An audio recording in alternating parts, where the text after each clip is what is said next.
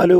അങ്ങനെ കാത്തിരിപ്പിനൊടുവിൽ നമ്മളെല്ലാവരും ഏറെ ആകാംക്ഷയോടെ കാത്തിരിക്കുന്ന ചിത്രങ്ങളുടെ ഏറ്റവും പ്രധാനപ്പെട്ട OTT അപ്ഡേഷനൊക്കെ ഇപ്പോൾ പുറത്തുവന്നിരിക്കുകയാണ്. ആ ഒരു അപ്ഡേറ്റാണ് ഇന്നൊരു വീഡിയോ ഭാഗത്ത്. വീഡിയോയിൽ മുൻപ് വീഡിയോ ലൈക്ക് ചെയ്യുക, ചാനൽ സബ്സ്ക്രൈബ് ചെയ്യാൻ വേണ്ടി ശ്രമിക്കുക. ആദ്യമായി അറിയിക്കാൻ പോകുന്നത് ഉണ്ണി മുകുന്ദൻ, ജഗദീഷ് എന്നൊക്കെ പ്രധാന കഥാപാത്രങ്ങളായ ചിത്രമായിരുന്നു മാർക്കോ എന്ന ചിത്രത്തിൻ്റെ ഹിന്ദി വെർഷൻ ഇപ്പോൾ മുതൽ ആമസോൺ പ്രൈം വീഡിയോസ് എന്ന OTT പ്ലാറ്റ്ഫോമിലൂടെ OTT റിലീസ് ചെയ്തിരിക്കുകയാണ്. ചിത്രത്തിൻ്റെ മലയാളം, തമിഴൊക്കെ സോണി ലീവ് എന്ന OTT പ്ലാറ്റ്ഫോമിലൂടെയാണ് OTT റിലീസ് ചെയ്തിരിക്കുന്നത്.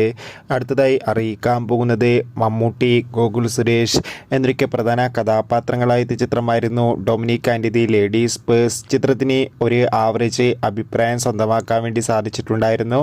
ചിത്രം മാർച്ച് ആദ്യവാരം തന്നെ ആമസോൺ പ്രൈം വീഡിയോസ് എന്ന OTT പ്ലാറ്റ്ഫോമിലൂടെ OTT റിലീസ് ചെയ്യുമെന്ന് കൺഫേം ആക്കിയിട്ടുണ്ട്. വിനീത് ശ്രീനിവാസൻ നായകനെത്തിയ ചിത്രമായിരുന്നു ഒരു ജാതി ജാതകം. ചിത്രത്തിന് ഒരു മികച്ച അഭിപ്രായം തന്നെ സ്വന്തമാക്കാൻ വേണ്ടി സാധിച്ചിട്ടുണ്ടായിരുന്നു. ചിത്രത്തിൻ്റെ OTT അവകാശങ്ങൾ മനോരമാക്സ് എന്ന OTT പ്ലാറ്റ്ഫോം സ്വന്തമാക്കിയെന്ന് കൺഫേം ആക്കിയിട്ടുണ്ട്. ചിത്രം മാർച്ച് 7-ാം തീയതി OTT റിലീസ് ചെയ്യുമെന്നാണ് ഇപ്പോൾ റിപ്പോർട്ടുകൾ സൂചിപ്പിക്കുന്നത്. കാത്തിരിക്കാം. ആസിഫ് അലി, അനശ്വര രാജൻ, മനോജ് കെ ജയൻ എന്നൊക്കെ പ്രധാന കഥാപാത്രങ്ങളായ ചിത്രമായിരുന്നു രേഖാചിത്രം. ചിത്രത്തിന് അത്യാവശ്യം മികച്ച അഭിപ്രായം തന്നെ സ്വന്തമാക്കാൻ വേണ്ടി സാധിച്ചിട്ടുണ്ടായിരുന്നു. ചിത്രം ഏകദേശം 50 കോടി ക്ലബിൽ ഇടം നേടിയിട്ടുണ്ട്.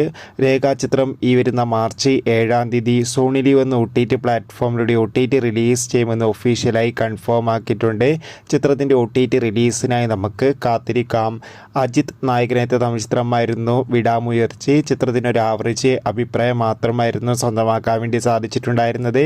വിടാമുയർച്ചി ഈ വരുന്ന മാർച്ച് 3-ാം തീയതി മുതൽ നെറ്റ്ഫ്ലിക്സ് എന്ന OTT പ്ലാറ്റ്ഫോമിലൂടെ OTT റിലീസ് ചെയ്യുമെന്ന് കൺഫേം ആക്കിയിട്ടുണ്ട്.